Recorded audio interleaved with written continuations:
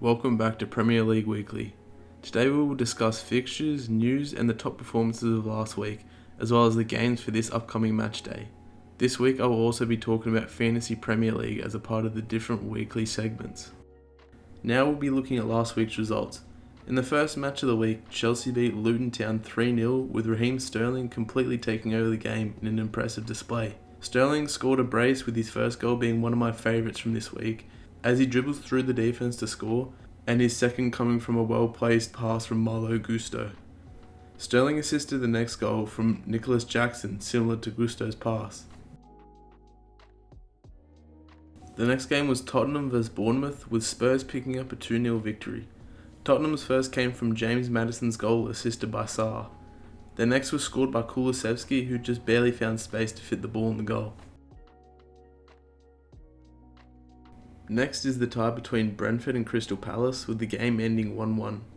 Kevin Schade scored a goal from the left side of the box for Brentford, and Joachim Andersen scored a magnificent goal coming from a sliding finish for Crystal Palace.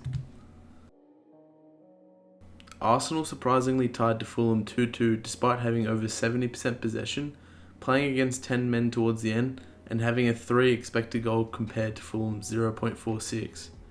Andreas Pereira opened up the game with his goal coming from a poor pass from Saka and an out-of-position Ramsdale. Bukayo Saka was next to score with his penalty, which was followed by Eddie Nketiah goal just minutes later from a cross from Fabio Vieira that just got past Fulham's defence. João Palhinha sealed off the game as the tie with his late game goal coming from a corner. Manchester United won against Nottingham Forest 3-2 after conceding 2 in the first 4 minutes. Taro Awoniyi's first came from a solo run from a bad corner, and Willy Bolly's from a header. Man U were able to come back with Eriksen's finish from Rashford's pass, Casemiro scoring right in front of the goal, and to win it, Bruno Fernandes scored a penalty.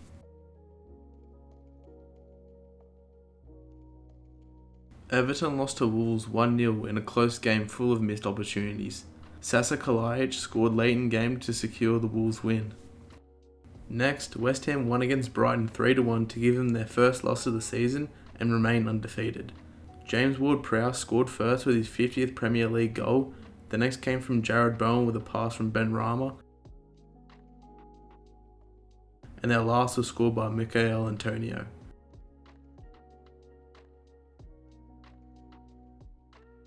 Pascal Gross scored a nice goal, but it was not enough for Brighton.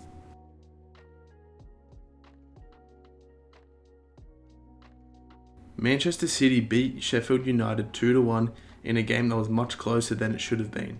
Haaland scored first in this game, following a missed penalty with a header in the goal area. Jayden Bogle scores with 5 minutes to go for Sheffield, but Rodri answered back just a few minutes later with the winner. Aston Villa scored 3 against Burnley to win, with Matty Cash getting an early brace. His first was scored after Ollie Watkins just barely managed to pass it, and the second from a 1-2 with Moussa Diaby. Lyle Foster scored Burnley's only goal this game. Moussa Diaby then scored Aston Villa's third. For the final game of this week, which is also my favourite, Liverpool won against Newcastle 2-1 with Darwin Núñez being subbed on late in game to be the saviour of the team, scoring a brace. Anthony Gordon scored early into the game following a mistake from Trent Alexander-Arnold, which put Newcastle up 1-0. Virgil van Dijk then received a controversial red card for his tackle on Alexander Isak, which he will serve a 1-match suspension for. After holding Newcastle to just 1 goal with 10 men for the rest of the game, Klopp subbed Darwin Núñez on, where he scored 2 goals from the same area to win the game, with his winner coming in the 3rd minute of added time. This is how the league table looks so far leading into the next match day.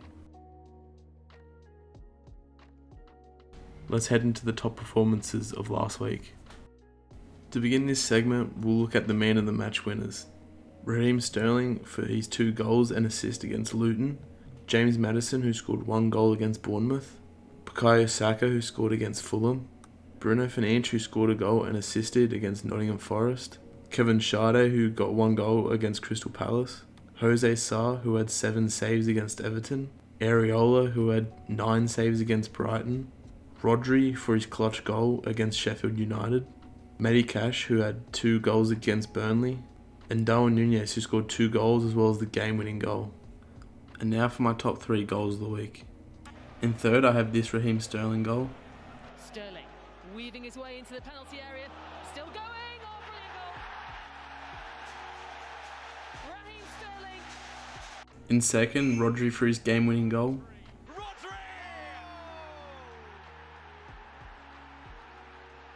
What a game we have here now! And in first, Darwin Núñez for his game-winning goal in extra time.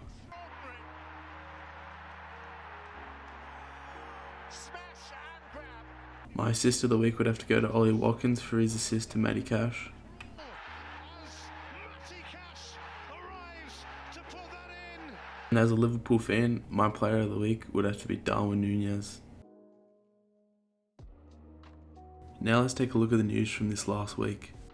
Up first, Manchester City striker Erling Haaland has won the Professional Football Association Players Player of the Year award, and Arsenal's Bukayo Saka has been named as the PFA Young Player of the Year award. These awards were voted on by their peers. With the transfer window for the Premier League being shut on September the 1st, many transfers have happened this week. Barcelona youngster Ansu Fati has been loaned out to Brighton for the 23-24 season, after failing to live up to expectations. The 20-year-old has had many injury issues at his time at Barcelona, but if he is able to remain healthy, he'll be able to help Brighton's attack tremendously. Tottenham also attempted to loan him out, but he chose Brighton in the end. Some more transfer news, as Chelsea has signed Cole Palmer from Man City for £45 million. Manchester United have also completed a loan signing for Fiorentina midfielder Sofiane Amrabat. United will pay £8.5 million to take the Morocco international on a season-long loan with the option to buy for £21 million. Man U have also completed another loan signing for Tottenham defender Sergio Reguilon. United hope that the Spaniard signing will help ease the left-back crisis after injuries to Luke Shaw and Tyrell Malacia. Tottenham have agreed to a deal worth £47.5 million for Nottingham Forest forward Brennan Johnson. Manchester City have signed midfielder Matheus Núñez from Wolves in a £53 million deal. Núñez now becomes City's 4th major summer signing, which has taken their spending to £216 million.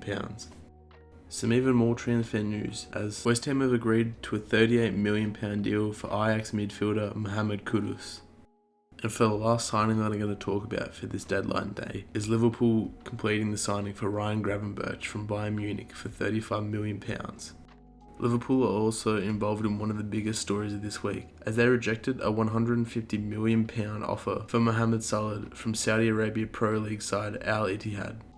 Now for this week's special segment, I'll be talking about Fantasy Premier League.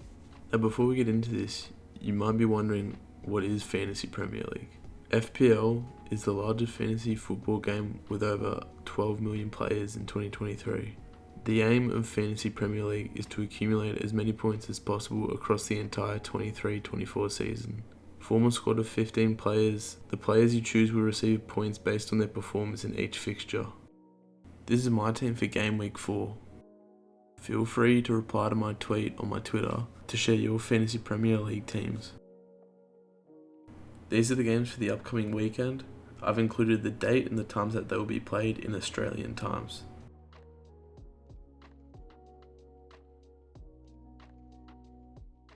That's all for this week. Thanks for watching another episode of Premier League Weekly. Before the video ends, I have to mention that there are no Premier League matches next week, so there won't be any videos for another 2 weeks. Therefore, I'll focus on starting to produce additional short form content on YouTube Shorts and TikTok. Don't forget to follow my Twitter page for live updates, follow my TikTok, like the video, subscribe to the channel, and leave a comment with any thoughts or feedback about the video.